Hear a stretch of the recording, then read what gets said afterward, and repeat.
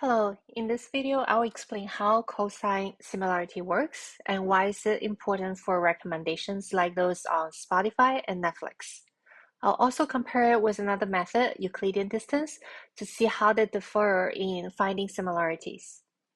But before we dive in, let's first understand why we need to convert the words into numbers through a process called vectorization. Why does the text need to be vectorized for machine learning? Text is inherently very unstructured and consists of a lot of words, sentences, or paragraphs, which are not directly interpretable by machine learning models. So machine learning algorithms, including those that use Euclidean distance or cosine similarity, work only with numerical data, not raw text. So to make text machine readable, we need to convert it into a structured numerical representation, and we call that vectorization. So what does vectorized data look like? Vectorized data refers to the transformation of text into numerical vectors. So where each word or document is represented as a set of numbers in a multi-dimensional space. So for example, here we have the words cat, lion, and dandelion. And they each is represented as vectors in 300-dimensional space, such as like used in word2vec. They might look just like this. Cats, the first dimension, the value is 0.2, and next one is negative 0.1, and so on. And each one have different numerical values in their dimensions for their vector. So each number in the vector you can see capture a semantic property of the word. So vectorized text allow models this way to compute distances and similarities between words, sentences, or documents very quickly. So for example, in here, we would expect that because lion and cat, they're similar, they're animals, they're mammals, they're carnivore. So we expect that they should have similar vector representations, right? And on the other hand, lion and dandelion, even though the letters like lion, Lion, is in dandelion, but it should be different and very distant because one is animal, the other one obviously is a plant. So there are many vectorization methods. So the most common and simple is bag of words or BOW. So this method converts text into word frequency counts and ignore the word order and meaning. And the next one is also popular. It's called TF-IDF, which stands for term frequency, inverse document frequency. So it weights the words based on their importance in a document relative to the entire corpus, which contains multiple documents.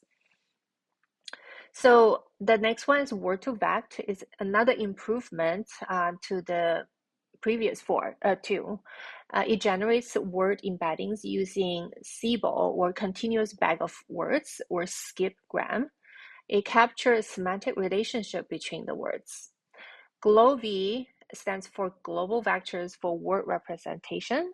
It constructs word embeddings based on word co-occurrence statistic from a large corpus. So both word2vec and GloV, even though they're taking more computing resources, taking a little bit more time compared to bag of words and TF-IDF, they will be more accurately understand the words meaning because it considers context. We have more such as fast text from I believe Facebook and spacey word vectors, and we have transformer-based BERT or T5. So those are all vectorization methods we can use to convert text or even multimedia into numerical values so that we can process further with machine learning models. So next, we're going to talk about one method of measuring similarity between objects such as text. But here, Euclidean distance is more often used for numerical values. Now, because Euclidean distance between 2 points in Euclidean space is basically the length of the line segment between them. So it can be calculated from the coordinates of the points using the Pythagorean theorem, if you still remember what you learned from the middle school or high school. So this is why it also sometimes referred to as the Pythagorean distance. So machine learning algorithm, there are many that actually use Euclidean distance as the default setting. For example, KNN or K nearest neighbors, it can use the Euclidean distance to find the nearest neighbors for classification or regression. K-means clustering assigns points to the closest cluster centroid using Euclidean distance. Hierarchical clustering measures the linkage between the clusters using Euclidean distance, and SVM or PCA and DB-scan, they all kind of using the Euclidean distance for various purposes, measuring similarity or even identify outliers. So the mathematical representation for Euclidean distance is given two n-dimensional vectors of attributes called A and B. And the Euclidean distance between them is calculated using the square root of the sum of the square difference between their corresponding components. So mathematically, it's represented as this formula, where AI and BI are the ith components of the vector A and B, respectively. So in terms of text, vectorized text, that will be each dimension value they will compare. So next we have this Python script that actually calculates the Euclidean distance between two products over here based on their three features. First one is the units sold, second one is the price, and third one is the advertising expense. This is a super simple example to show you how we use Euclidean distance to measure the similarity between these two products. And you notice that all these three features are numerical values. So now we're going to run it and see that visualization of the Euclidean distance between which is the similarity between these two products. So it will be displaying product A in a red dot, product B in a blue dot, and it is a 3D dimensional space. They're based on the positions placed based on sales price and advertising expense. So the green dashed line that you see between these two dots, it represents the Euclidean distance between the two products. So the closer the points, the more similar the products. So you can see that this is useful for market analysis, where we can compare products based on multiple factors to identify similarities and differences. So as mentioned, when we deal with text, we need to first vectorize the words. So TF-IDF is a simple vectorization method that transforms text into numerical representation by measuring the importance of words in a document in relevant to a collection of documents, which is what we call corpus. So it assigns a weight to each word based on two factors: the term frequency, that means how often a word appears in a document, and inverse document frequency, that is how rare or unique a word is across entire corpus. So this method helps prioritize meaningful words while reducing the influence of common words such as the or is.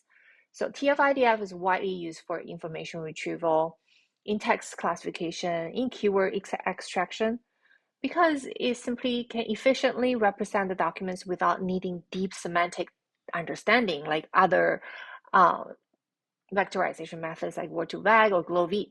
However, it does not capture word orders or meaning, so it makes it less effective for tasks requiring contextual analysis. So this Python script used TF-IDF vectorization and Euclidean distance to measure the similarity between the word lion, dandelion, and cat. So the TF-IDF vectorization is used in here, as you can see, since cosine similarity work on vectorized data, we can transform words into numerical representations, and then we have Euclidean distance calculation. Euclidean distance first, and then later we're gonna test to see the cosine similarity as well. So let's run the script. So the output here is a similarity matrix where each value indicate how similar, that is, the smaller the number, the more similar the two items are, or different, that is, if the bigger the number, the more different the corresponding words are. So since cat and dandelion share cat and dandelion, the value here is 1.414214. They share very few common words, actually none in this case. Their TF-IDF vectors will be very different. So that leads to a kind of like a large Euclidean distance between them, much larger than lion to lion. There's no distance. Basically the same thing. So you see a zero distance, right? So similarly, lion and dandelion also has a larger distance than itself. So to capture semantic relationship, we want to see at least, like cat and lion, for example. We want to actually see this distance actually smaller than, like dandelion and lion, but they end up to be the same in this situation. But this is not the fault of, this is the kind of like, could be two reasons. One is like Euclidean distance we use for similarity. The other one could be like TF-IDF we use for vectorization. So which one is it? Let's dig more. So next, let's change to using spacey word vectorization and Euclidean distance. So we can isolate one problem at one time to see whether that's the reason, right?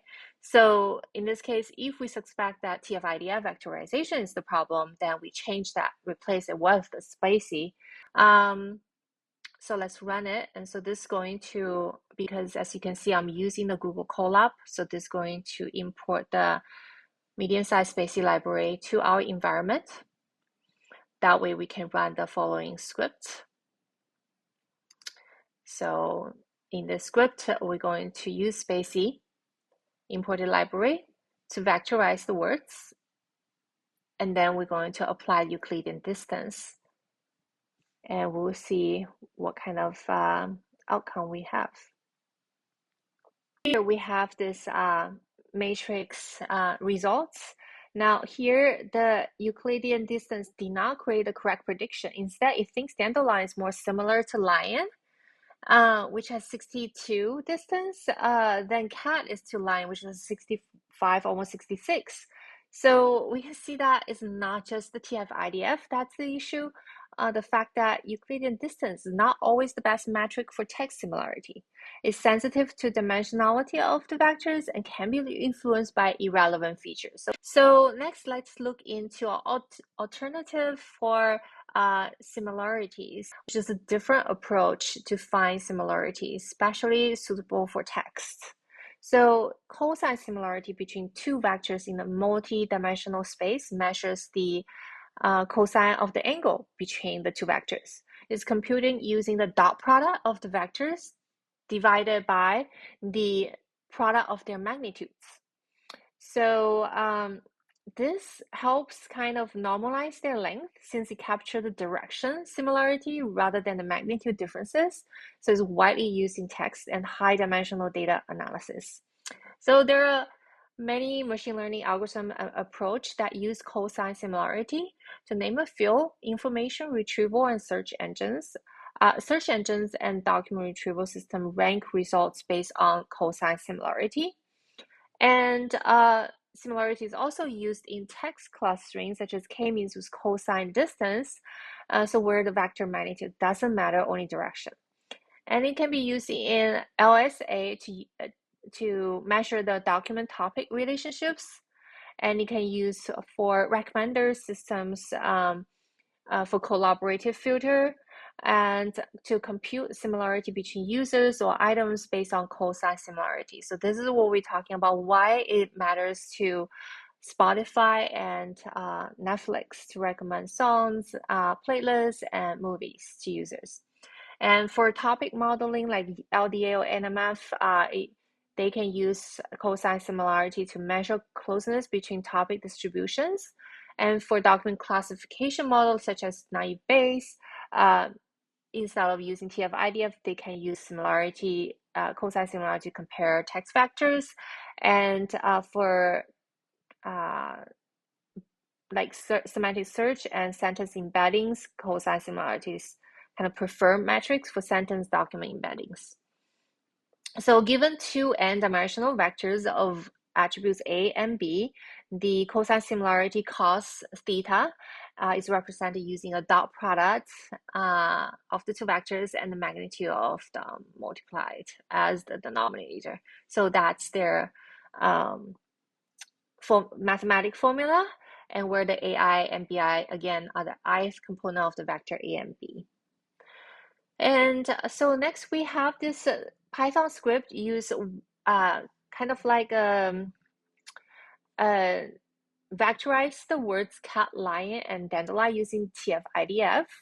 So computes their cosine similarity. So previously we tried with Euclidean distance, that didn't work so well, but this time we trying with cosine similarity, try to reduce the high dimensional TF-IDF vectors to 3D using PCA. So we need that technique to visualize their relationship in a 3D space with a plot that kind of connects similar words, and we're going to use a dashed line to connect them. Okay, so you can see we want to output the PCA dimensions. So let's run the script. And so we expect to see cat. Here we are. We see cat, lion, and dandelion each represented by different color dots, and then we see the grid line connecting them. So the result showing 0, you can see the cosine similarity numbers in here. Unfortunately, we see 0 cosine similarity for cat, lion, cat, dandelion, lion, dandelion using TF-IDF. So this is not the fault of cosine similarity, because I'm going to show you a different vectorization combined with cosine similarity would be a great improvement. But here, this is the fault of TF-IDF, because again, TF-IDF treats each word as independent feature with no shared terms between cat, lion, lion, and dandelion. So these words have unique TF-IDF vectors each. So the dot product is 0, right? So dot product of their vectors are 0, so making the cosine similarity to be. So the TF-IDF again work better for full text. You could use a full text such as the cat is playing at home, or the lion's eating a deer, or the dandelions like planted in the garden, something like that. If you give more context, maybe you'll be improvement even using the TF-IDF. But simply the word though, like they get 0 similarities using TF-IDF. Now, we can also run the TF-IDF vectorization to cosine similarity and output the number, and we can see that that's just consistent with the graph out there. So now let's try to use spacey word vectorization for the text, because so this script compute the first using the spaces word embeddings to vectorize these same words, and to compute then their cosine similarities, and then we use PCA again to output their dimensions. So let's take a look at what they're going to look like. And we have a graph that's different now. So, and we have different numbers, and these numbers are good because that's what we expect to see. The cat lion similarity at highest, right? 0.39 as the highest, much higher than cat dandelion and lion dandelion. So we can also observe from the graph that cat, lion, dandelion closer, and the dash grid line between them represent the similarity, which is high. Well, because of the 3D, it's kind of like have a little bit illusion, but the numbers don't lie, right? They tell us that cat is closer to lion. We also know that dandelion is far from both cat and lion, right? By this number also. So this is expected. Dandelion is a plant, cat and lion are animals, making them semantically unrelated. And so the cosine similarity scores displayed shows us a lot of this relationship. And what's interesting is that there's slight difference between cat dandelion 0.16 and lion dandelion 0.15. So this shows similarity score shows that it thinks that the cat appear in the like to be closer to dandelion, but this might be explained. So think about it. Cat might appear in a context related to gardens, nature, or flowers, such as dandelion, more often than lion, which is most likely linked to wild habitat like savannas or jungles. So since embeddings capture how words are used together, this tiny difference reflect how language naturally associates with certain words more than others, especially through the spacey word vectorization. Okay. So next, we also have the script here to run it with an outcome dissimilarity matrix. And then we can see the confirmation, right? Lion and cat has a higher similarity, 0.3854. Both are mammals, and then dandelion and others are lower, 0.14, so on. So in summary, why Spacey works better than TF-IDF for vectorization? Because Spacey understands better the meaning of words. Unlike TF-IDF, which treats words as isolated tokens, embeddings of Spacey capture word relationships. And it also handles different word forms, recognize lion and cat as semantic related, and is faster than deep learning. Is no need to capturing NLP models like BERT or simple similarity checks. I've run BERT before, and just a few hundred records, it could take hours and hours to run. It's complicated. And then next point is why cosine similarity work better than the Euclidean distance for text similarity. So cosine similarity is the best for measuring directional similarity, and it's good for text-based tasks. And Euclidean distance clearly is best for measuring absolute distance. It's good with magnitude matters, and that is very suitable for numerical-based features. Cosine similarity plays a key role in recommendation systems for platforms like Spotify and Netflix, helping them suggest songs and movies based on user preferences. In Spotify, vectorization is used to represent songs as numerical vectors that capture details like tempo, genre, and melody patterns. When you play a song, Spotify finds other songs with similar vector angles using cosine similarity, and the smaller the angle between these two songs, the more similar they are. So that's why when you love a chill lo-fi track, your Discover Weekly probably would suggest more lo-fi beats instead of heavy metal. And it's not just about songs. Spotify also compares playlists, users, and listening patterns using cosine similarity, creating ultra personalized recommendations for you. And for Netflix, movies and users are treated as vectors in the multi-dimensional space. So each vector represents features like genre, cast, user ratings, and watch history. When you watch an action-packed thriller, Netflix finds other users with similar taste profiles and suggests what they enjoyed because your vector are closely aligned. So it works both ways.